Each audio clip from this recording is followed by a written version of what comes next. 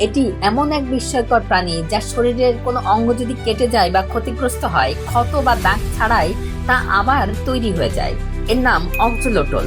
অনেকে একে বলেন পুনর্জন্মের জাদুকর।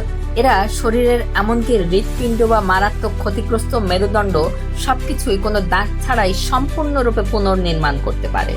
এটি করে এমন এক বিশেষ কোষ ব্যবহার করে যা অন্য কোনো প্রাণীর জানা নেই। এ কারণেই বিজ্ঞানীরা অক্সোলোটলকে অমরত্বের কোড বা মানুষের অঙ্গ প্রতিস্থাপনের সমাধান হিসেবে দেখছেন। এই প্রাণী সারা জীবন একটি শিশু থাকে।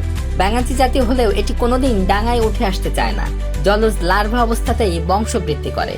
এর মুখে সবসময় একটি হাসি লেগে থাকে, আর মাথার দুপাশে মুকুটের মতো থাকে অদ্ভুত লাল ফুলকা, যা জলের নিচে শ্বাস নেওয়ার জন্য ব্যবহৃত হয়।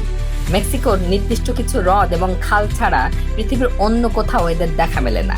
বন্য পরিবেশে এটি আজ মারাত্মকভাবে বিপন্ন। তবে মানব চিকিৎসার গবেষণার প্রয়োজনে এদের টিকিয়ে রাখা খুব দরকার।